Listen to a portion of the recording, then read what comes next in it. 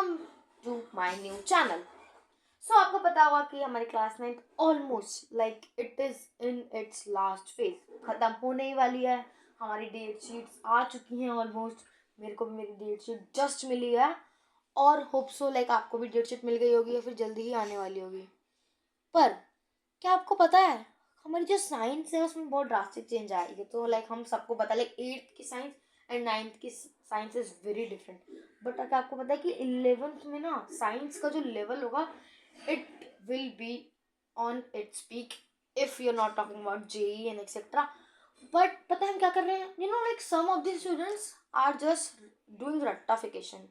I know like there is no such tricks or a science to not do rectification in some things such as our chapter 3 atoms and molecules।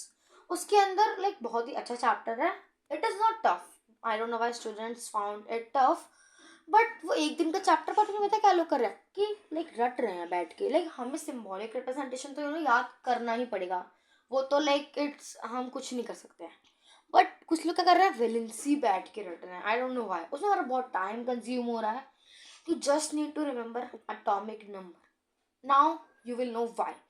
But हमारा आज के ना छोटा सा topic है polyatomic ion. उसके लिए मैंने एक ट्रिक ढूंढी है जिससे आप उसका चार्ज या आपका वो वैलेंसी पता लगा सकते हो। बट उससे पहले हमें जानना होगा what is valency, what is polyatomic ion. और अगर आपको किसी भी टॉपिक में डाउट है आप कमेंट सेक्शन में लिखिए। I will try my best to help you because I am also in class 9। so just let's start। so सबसे पहले हम जानते हैं what is valency।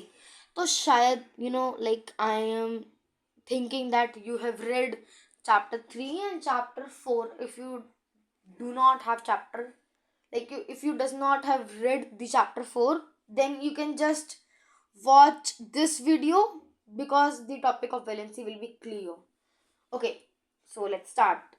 so basically an atom does consist of many shells, like just how Neil Bohr told after his teacher Rutherford was was wrong according to Maxwell theory। It is written in an NCERT if you read chapter 4। पर हमें तब पता लगता है कि जो नील Bohr है उसने 3 थ्योरी दी हैं। उसमें से पहली थ्योरी थी कि अगर एक एटम है तो उसके अंदर एनर्जी शेल्स होंगे और जब इलेक्ट्रॉन एनर्जी शेल्स में घूमेंगे तो वो एनर्जी रेडिएट नहीं करेंगे। हम इन एनर्जी शेल्स को कहते हैं ऑर्बिट। हम इनको अल्फाबेटिकल ऑर्डर से कहते हैं। सबसे इनर मोस्ट शेल को हम कहते हैं के, उसके बाद को LMNO एंड सो ऑन। इसका एक फॉर्मूला भी होता है 2n²। हम उससे पता लगा सकते हैं कि एक शेल के अंदर कितने इलेक्ट्रॉन आ सकते हैं। 2n², 2 into n is the shell number। innermost shell number is 1। so 2 into 1 का square and which is 4। sorry 2। sorry guys, it is 2। do not mind that। but in second it is 8 and like you can find how it is। and you know what is valency? every atom wants to be complete, wants to be perfect। just how we want to become perfect। and no one is perfect obviously except noble gases, they are just perfect। okay, so perfect means you have 8 electrons in your outermost shell because according to atomic theory, not atomic theory but according to atoms, if the number of electrons is 8 in the outermost shell then you are the most stable one। and for reacting with other compounds there should be 8 electrons। so such as if we take example of carbon whose atomic number is 6। now we know like अगर वो atom neutral है तो फिर number of electron and number of proton same होगी। सो अगर nucleus के अंदर number of proton 6 है एंड न्यूट्रॉन भी 6 है तो उसके इलेक्ट्रॉन भी 6 होंगे। लाइक न्यूट्रॉन तो डिफर करता है बट अगर न्यूट्रल है तो प्रोटॉन एंड इलेक्ट्रॉन सेम होंगे। That's why the charge will cancel out and the atom will become neutral. वो जे थॉमसन ने बताया था वाटरमेलन वाली थ्योरी में, जो कि गलत हो गई थी obviously, but never mind. Okay, so nextly हम ये जानते हैं कि इनर मोस्ट शेल में तो लाइक मैक्सिमम 2 आ सकते हैं। हमने 2n² वाले फॉर्मूले से निकाला जो हमारे नील बोहर भाई साहब जी ने दिया था। बट अगर आउटर मोस्ट शेल के अंदर सपोज अभी हमें एल शेल है तो यहाँ पे तो 8 आ सकते हैं, राइट, बट यहाँ पे 4 है क्योंकि हम कार्बन का एग्जाम्पल ले रहे हैं। तो अब कार्बन को क्या करना होगा कि उसके आउटर मोस्ट शेल में 8 इलेक्ट्रॉन्स आ जाएं।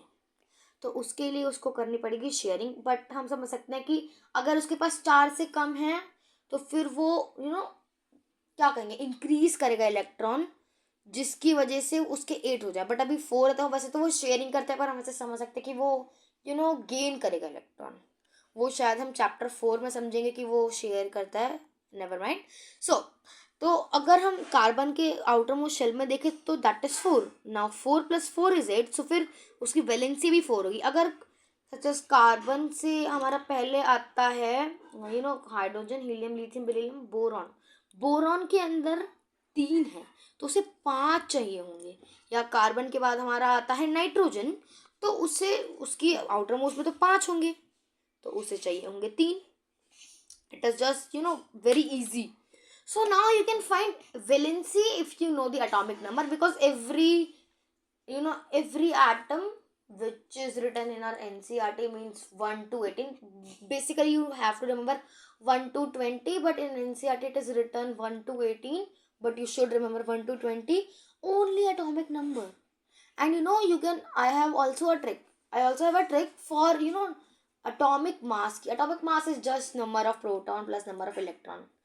But if you know number of proton, if it is an even number such as 2, 4, then just multiply it by 2. But if it is odd, then just multiply it by 2 plus and plus 1.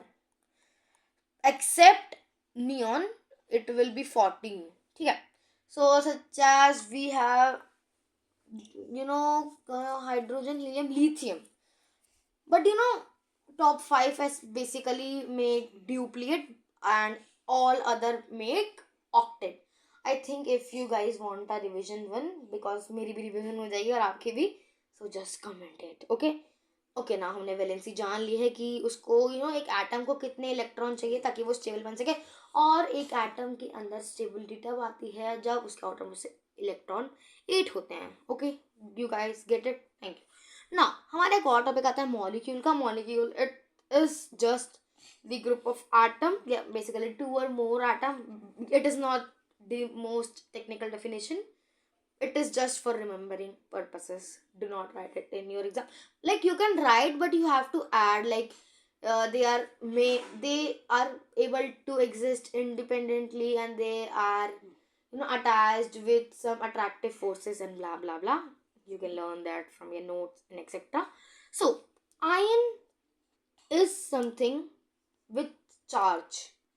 Okay, now we know atom have valency but ion have charge. ठीक है, जिसकी हमारा carbon है।